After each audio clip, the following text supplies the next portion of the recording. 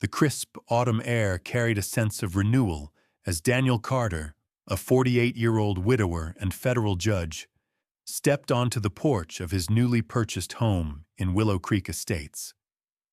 He watched his 16-year-old daughter, Lily, take cautious steps along the sidewalk, her hand firmly gripping the harness of her golden retriever, Shadow. The dog wasn't just her pet. He was her eyes, her protector, her key to navigating a world that had been plunged into darkness after a tragic accident stole her sight the year before. Daniel had chosen Willow Creek for its picturesque streets, reputed safety, and so-called tight-knit community, hoping it would be the fresh start they both desperately needed. But beneath the well-manicured lawns and friendly facades lurked an ugliness he hadn't anticipated. A mere 3 days after Lily's first independent walk, an official notice was slipped under their door, a fine of $750 and an order for immediate removal of an unauthorized animal. The HOA president, Judith Monroe, had made her stance clear. Shadow was a violation of their community standards. What Judith didn't know, however, was that Daniel had spent 2 decades upholding federal law, and he wasn't about to let it be trampled in his own front yard. Daniel Carter sat at his dining table, gripping the HOA notice with a cold fury burning in his chest. The audacity, the blatant disregard for federal law. As a federal judge, he had presided over cases involving civil rights violations, but he never imagined he'd be fighting this battle on his own doorstep. Lily, seated across from him, traced her fingers over the raised edges of Shadow's harness. "Dad, why do they hate him?" Her voice was small, uncertain. Daniel took a deep breath, steadying himself. "They don't hate him, sweetheart. They hate what he represents. Change." But he wouldn't let them win. The next morning, Daniel attended an emergency HOA meeting, Shadow's certification and ADA documentation in hand. The moment he stepped into the pristine community clubhouse, a chill settled in his bones. The room was packed, residents whispering, eyes darting toward him. At the center of it all sat Judith Monroe, her manicured nails tapping impatiently against the oak table.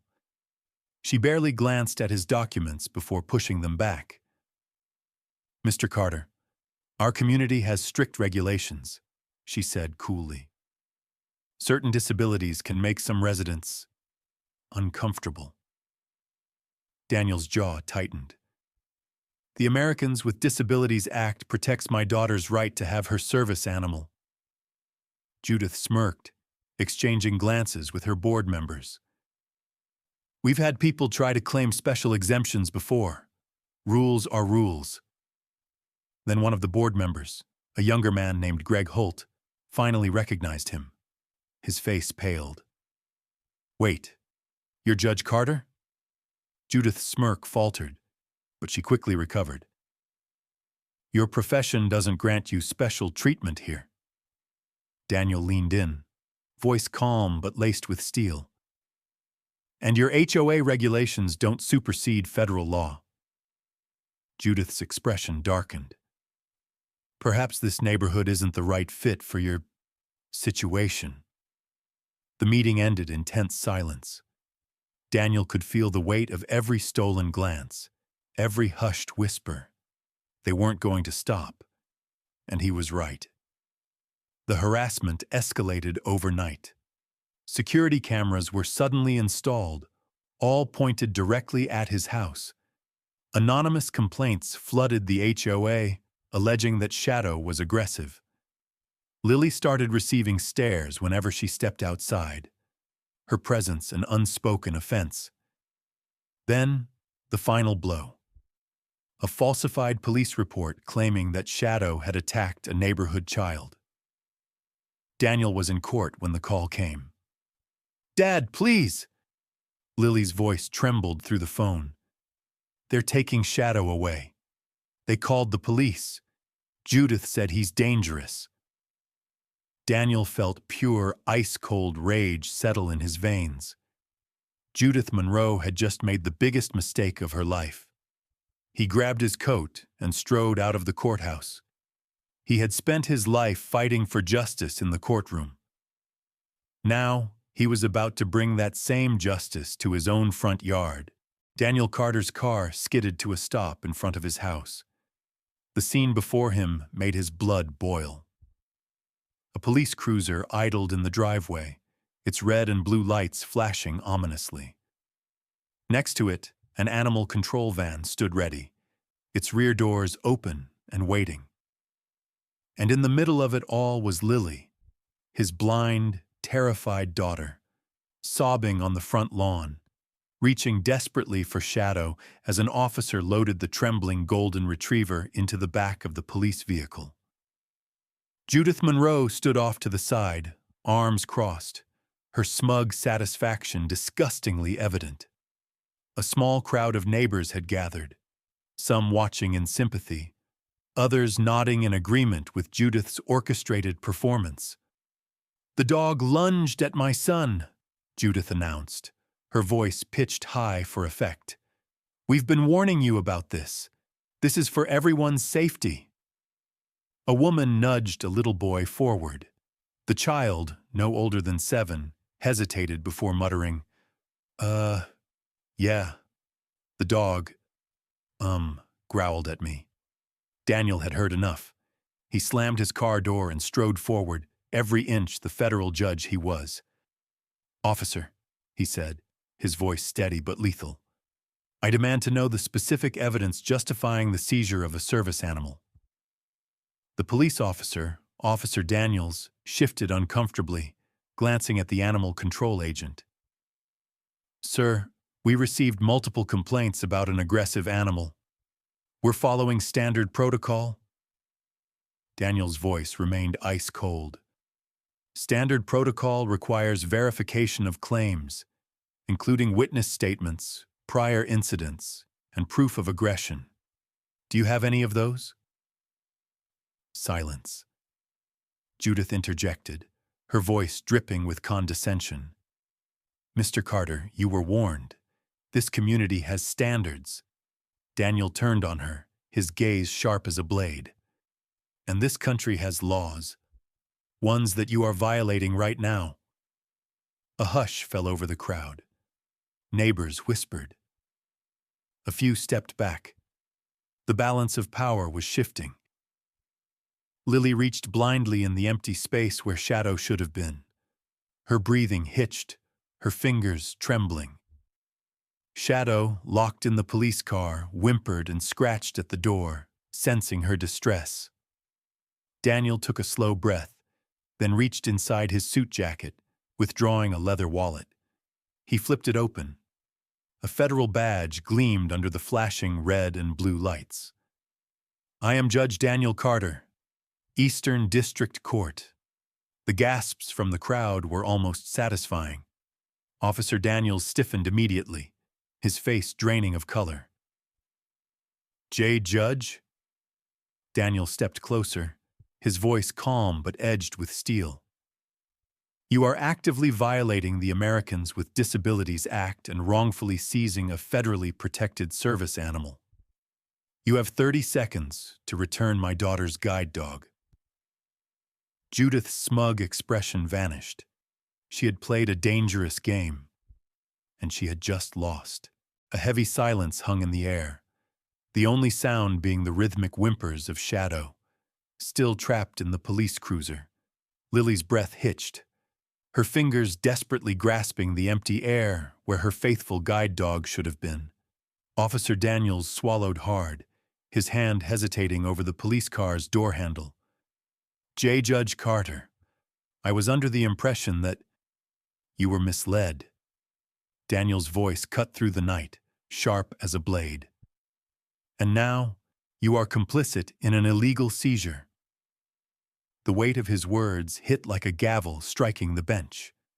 The gathered neighbors shifted uncomfortably, the tension now turning on Judith Monroe, who had gone pale. "This is outrageous," she snapped, trying to regain control.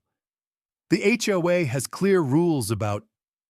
Daniel turned to face her slowly, his voice eerily calm. And no rule in this neighborhood overrides federal law. She opened her mouth, but he cut her off. I have spent 20 years upholding constitutional law, ensuring that prejudice and discrimination do not go unchecked. His gaze bored into hers, unflinching. And I am telling you right now that you have broken the law. Judith stepped back, as if the full weight of what she had done was finally sinking in. Then, a new voice spoke up. This has gone too far. The crowd turned as an elderly woman, Mrs. Calloway, one of the longest-standing residents, stepped forward. We've all stood by for too long, afraid to speak up. Her voice trembled slightly, but her determination was clear. This isn't about a dog, she continued. It's about who Judith thinks belongs here. Murmurs rippled through the crowd. Others began nodding. Mr. Rodriguez, a retired veteran, crossed his arms. She denied my wheelchair ramp because it was unsightly. The Johnsons, an interracial couple, stepped forward. She blocked our application for a backyard fence, saying it would change the look of the neighborhood. Another resident, Mrs. Patel, frowned. She cited me for holiday decorations, but let others go untouched. One by one, neighbors came forward, their voices gaining strength. Judith's face twisted in horror as she saw the very people she had controlled for years turning against her. I have collected months of evidence, Daniel announced, his voice rising. Emails, recorded meetings, and multiple violations of the Americans with Disabilities Act. He turned back to Officer Daniels, who looked sick. This HOA isn't enforcing rules, Daniel said, his voice steady and powerful. It's enforcing discrimination. Officer Daniels nodded quickly, unlocking the police cruiser. The moment the door opened, Shadow bolted toward Lily, pressing his body into her as she collapsed into his fur, sobbing with relief. The power Judith had once wielded so ruthlessly was crumbling before her eyes.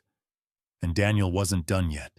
Judith Monroe staggered back, her once perfectly composed expression now betraying something she hadn't expected. Fear. The control she had meticulously cultivated for years was slipping through her fingers, and she could feel it. But Daniel wasn't finished. Turning back to Officer Daniels, he pulled a USB drive from his coat pocket.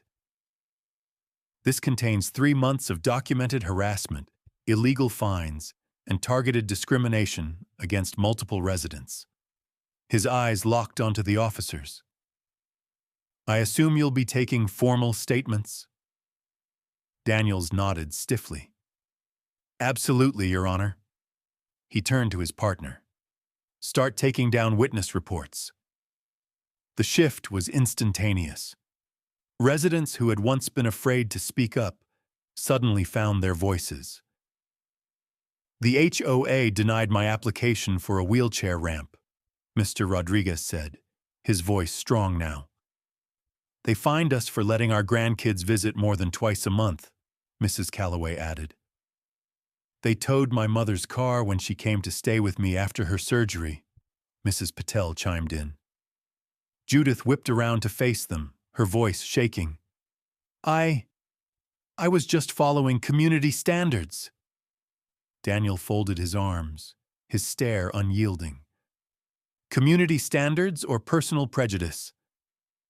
Judith opened her mouth, then snapped it shut, realizing she had no defense.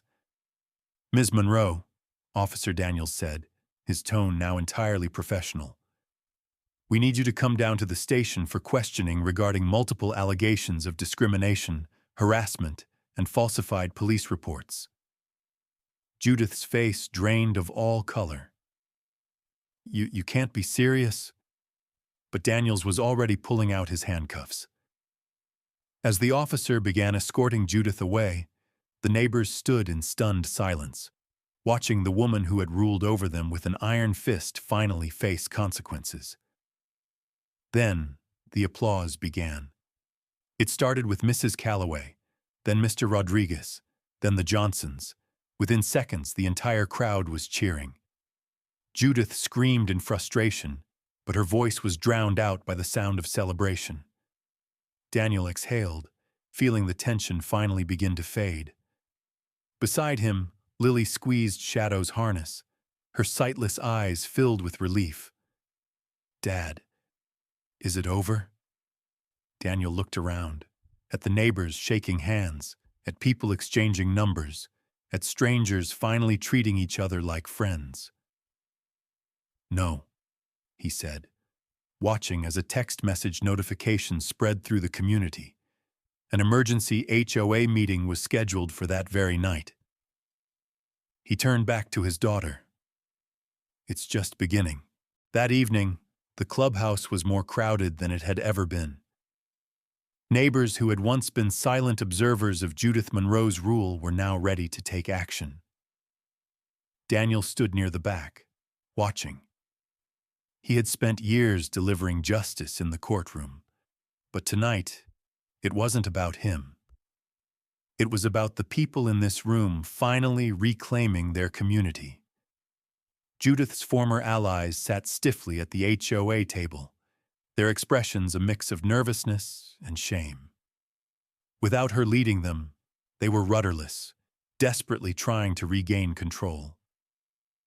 But it was too late. Mrs. Calloway, the elderly woman who had been fined for spending too much time with her grandson, was the first to speak. Her voice trembled, but her words didn't. "For years, we have allowed this HOA to make us feel like we were outsiders in our own homes." She looked across the room. But tonight, that ends. A wave of agreement rippled through the crowd. Mr. Rodriguez stepped forward next. "I propose an immediate vote to dissolve the current HOA board." The room erupted in applause. One of Judith's former board members, Greg Holt, raised his hands defensively. Wait! This is extreme! We should have time to—" "Time." Daniel finally spoke, his voice carrying across the room. "Time is a luxury many of you weren't given when your rights were stripped away under the guise of community standards." Greg swallowed hard. He looked around the room, seeing nothing but cold stares. He dropped his hands. "Fine. Put it to a vote." The decision took less than 5 minutes. The votes were counted publicly, and the result was undeniable. The HOA board was unanimously dissolved. For the first time in years, Willow Creek Estates was free. A new resident committee was immediately formed, one that prioritized inclusion, fairness, and transparency. Regulations that had been used as weapons of discrimination were stripped away. Fines were waived, and new policies were put in place to ensure that no family would ever suffer what Daniels had endured. As the meeting came to a close, something remarkable happened. Neighbors who had never spoken before shook hands. People exchanged phone numbers, promising to check in on one another. A true community was being born from the wreckage of the past. Lily stood beside her father, her hand resting on Shadow's back. She couldn't see the change happening around her, but she could feel it. "Dad?" she asked. "What happens now?" Daniel looked around the room at the people who had been strangers just hours ago, now standing together as neighbors.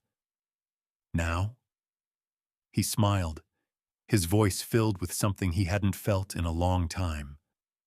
Hope. The days following the fall of the HOA board were unlike anything Willow Creek Estates had ever seen. The once rigid, fearful neighborhood had begun to change. Residents who had never spoken to each other were now helping one another.